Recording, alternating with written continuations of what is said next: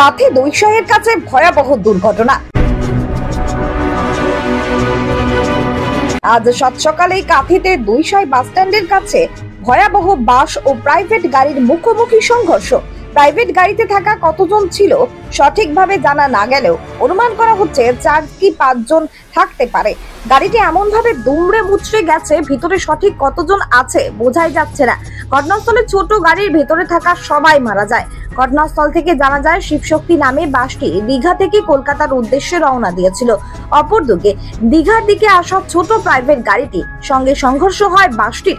ছোট গাড়িতে থাকা ব্যক্তিদের সঠিক ঠিকানা জানা না গেলেও অনুমান করা হচ্ছে গাড়িটি নদিয়ার। মুখোমুখি সংঘর্ষের ফলে ঘটনাস্থলে গাড়িতে থাকা সবাই ঘটনাস্থলেই মারা যায়।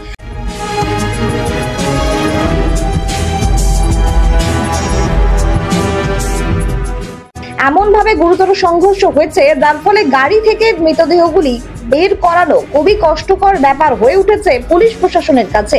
গাড়িতে মৃতদেহ আটকে থাকা অবস্থাতেই গাড়িটিকে মারিজদা থানায় নিয়ে আসা হয়।